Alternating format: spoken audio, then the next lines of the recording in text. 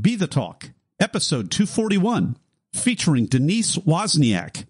Welcome to Be the Talk. We go behind the talk 7 days a week for tips and techniques to help you change the world. I'm Nathan Eckel, and a talker myself. I'm interviewing others who change the world with their talk. You can too, even if you've never given a talk before. Let's get started with today's show. We are live with Denise Wozniak. Denise, are you ready to talk? I sure am ready to talk. Denise Wozniak is a photographer and TEDx speaker recently nominated by the Royal Photographic Society as part of their 100 Heroines project. You can find out more at denisewozniak.com. Denise Wozniak, welcome to the talk. Thank you. I'm really glad to be here.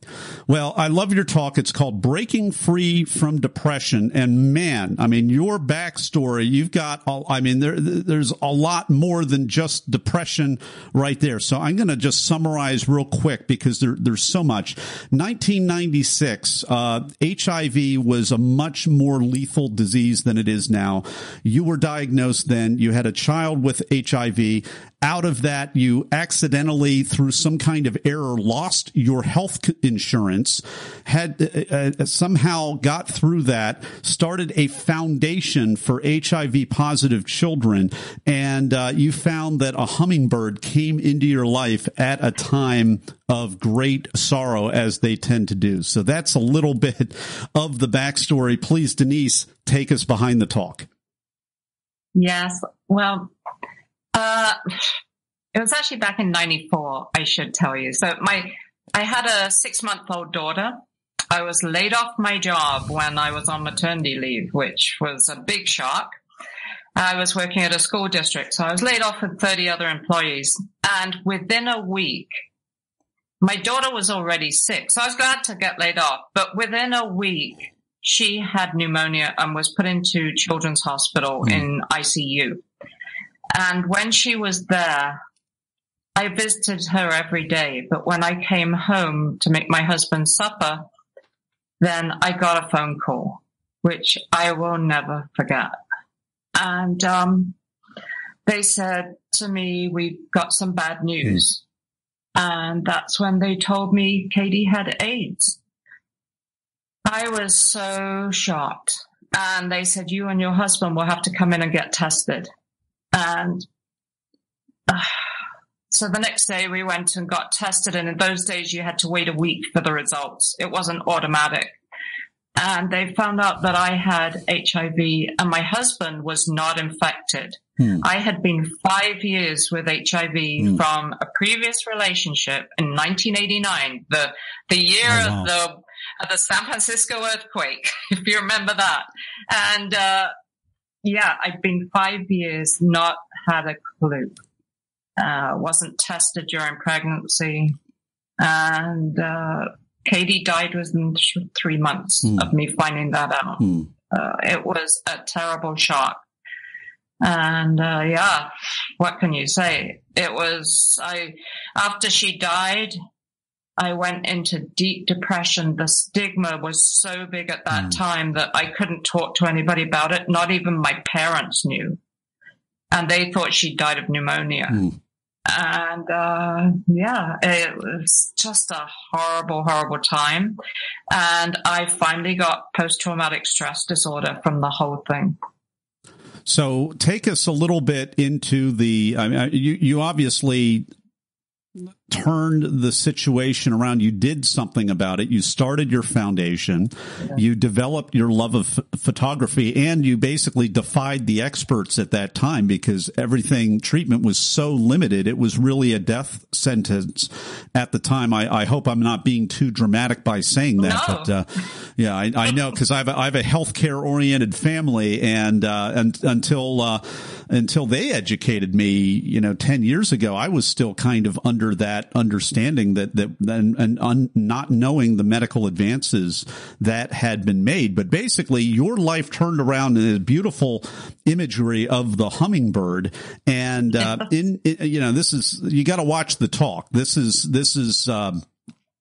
fast forwarding the talk, but you have a beautiful, probably the most beautiful image of a hummingbird that I've ever seen.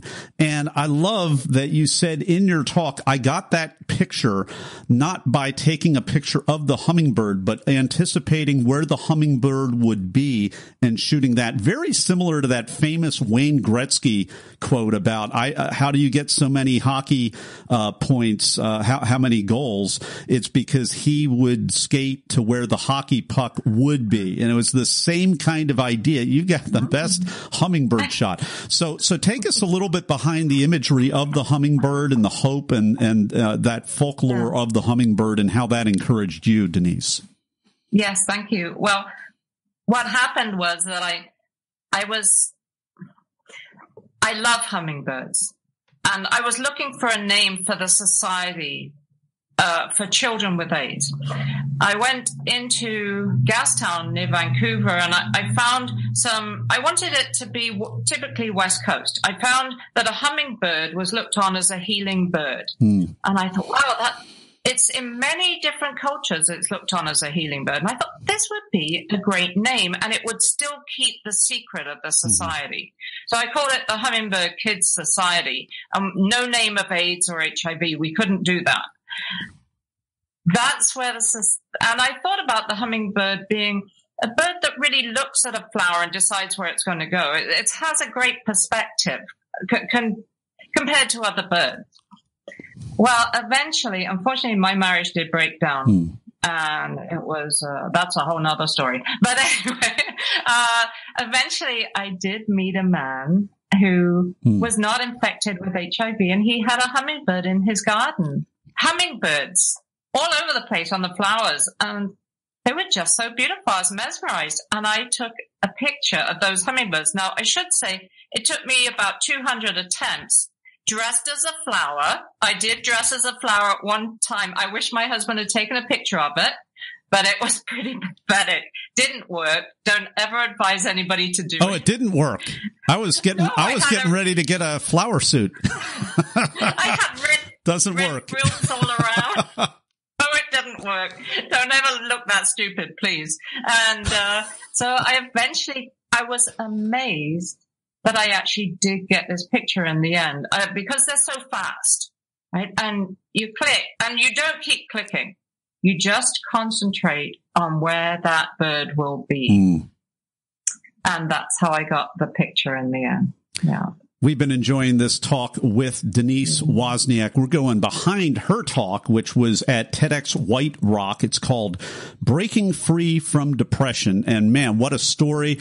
You've got to check out that talk, because this is a survivor on many levels. I can't wait to talk more with Denise in just a moment over in the Blitz Round. People ask, how could I start a 7-day-a-week podcast? It's because of what I've learned from my mentors. Some of the best mentors in history aren't around anymore. They've left hours of one-on-one mentoring behind in their books. Each month at Classics on Tap, I record a new chapter from a classic business book to help you make a difference. Download your first chapter at classicsontap.com. And we're back with the Blitz Round with Denise Wozniak. I'm going to ask Denise a series of either-or questions related to the preparation and performance of her recent TEDx White Rock talk entitled Breaking Free from Depression. Denise, are you ready? I'm ready. Were you invited to speak, or did you apply? I saw the talk. And it was the closing date. I applied on the closing date, and I just was so lucky. And I just felt I had to give that talk and break the stigma. Are you a memorizer, an improviser, or a blender? I'm 59 years old. You don't remember anything at my age. So I knew the story, and I just had to put it in a good flow. I could easily have put it out of order, but I had to make it flow. So you walk out on stage. Did you have nerves, or were you in the zone, or neither, or both? I never get nervous when I'm speaking, because I feel that I have to give something to the audience. It's not about me. It's about my audience. I don't get nervous because I think I've been through worse things, quite honestly. Well, you certainly have, actually. Folks, Talk Universe, when you've been through what Denise has been through, sometimes you don't get nervous in the same way. And even if you do, I think Denise gave us a killer tip. Think about your audience. Give to your audience. It's not about you and how you feel. It's about serving the audience. I love that. What's another tip, tool, or technique that helped you, Denise?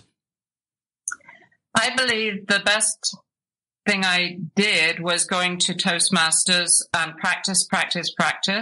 But I also gave them a sheet that said, this is what I want you to look for, because Toastmasters want you to move around the room. They want you to do certain things. And I needed to give them point by point what I needed back from them. And especially what are you getting from this talk? What's the message?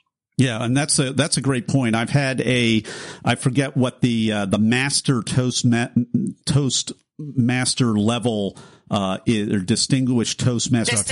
I've had distinguished Toastmasters here on the Talk who are also Talk alumni, and that's kind of a fascinating piece about what they feel about the different styles. So doing what you did is actually a best practice. A lot of people should be doing some of these speaking clubs, but it needs to be a flexible enough club where you could do exactly what Denise just did. Give them a sheet, say, I have to be on this red dot. I can't walk around. I can't address the people in a formal way.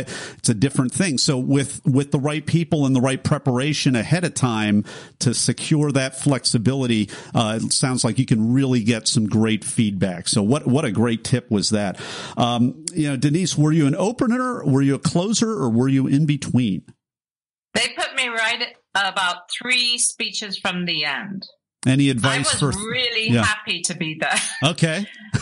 Well, the reason I was happy was because just before the talk, somebody told me I might want to wear something different. And so I spent my morning looking at something different to wear. Oh, okay. A wardrobe issue. It was awful. A color coordination issue. So were they right about that? Because sometimes if you wear certain color, like black or something, it could blend in and you look like a disembodied floating head if you're not careful. This is the thing.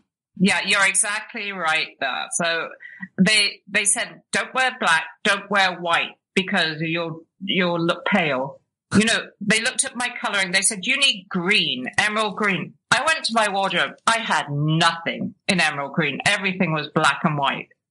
So you never think this would be a problem, right? Because women have a lot of clothes. For me, it was a huge problem.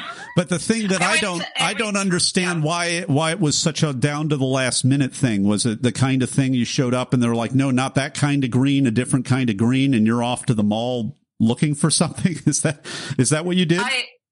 Well, they had told me a little beforehand, and I showed up in what I thought would be a good color, and they said, nah, I'm not really going to work. You got a bit of a pattern there. I thought, forget it. In the end, I just thought, I just have to wear what I wore in practice, and that'll be good enough. Because it's about the talk. Yeah. It's not, Yeah. So it came out okay. Obviously, I watched your talk. It didn't look like you were floating head or anything like that. No, all right. No. So this what was the most painful part of your talk that you had to cut out for time? For me, it was the what happens with PTSD and how difficult that can be for people. I think. Yeah, the most difficult part actually was when I tried to commit suicide a number of times. And I just in the end decided that's not part of this talk. That's a book or something else. That's not part of this talk. I don't need to take the audience down even further. That's down far enough. I got to get them back up again after this. Get us back up. Now, Talk Universe, that's brilliant because, I mean, you've got to talk inside of you. You're watching, you're listening to this because you've got to talk to change the world. I think this is really profound what Denise is saying because you don't have to take the audience on the entire roller coaster. This is more like a loop-de-loop or a carousel, 1 or 2 spins around the carousel. This is not the deep, dark detail of absolutely everything. That is a book. and done well, a good talk, a good branded talk will push a lot of books your way. So, Denise, I am really been enjoying this conversation with you. We've been talking to Denise Wozniak. Her website, I'll tell you in just a moment, but if you go to our website at BeTheTalk.com, you'll be able to click on the link to her talk, Breaking Free from Depression at TEDx White Rock. We'll have a link right there. We will also have a link to DeniseWozniak.com, WOZNIAK, DeniseWozniak.com. And you can check out everything that she has there. We will be back in just a moment with Denise Wozniak for the final word of advice. Everyone wants to change the world, but not everyone knows the first step. Before you can change the world with your talk, it has to be selected.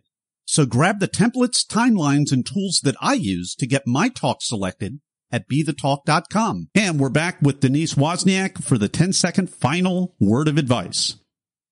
Well, I would say my biggest word of advice is practice. If you are not willing to practice, I had no idea how much practice I would have to do. You have a gift for your audience, and your audience have paid good money to come and see you, plus a global audience. You need to honor them by practicing as much as you can. And I actually had to travel 2 hours to go to this talk and practice. It was really worth it. And I would say to the audience, look past the stigma and look at the person, because the person is still there that this happened to. And I think that practicing makes perfect. It really does. Talk Universe, look past the stigma and look at the person. Denise Wozniak, thank you so much for coming on the talk today and sharing your wisdom with Talk Universe. It's my absolute pleasure. Thank you. Thanks for listening to Be the Talk. For tips and resources to help you change the world, go to BeTheTalk.com. See you tomorrow.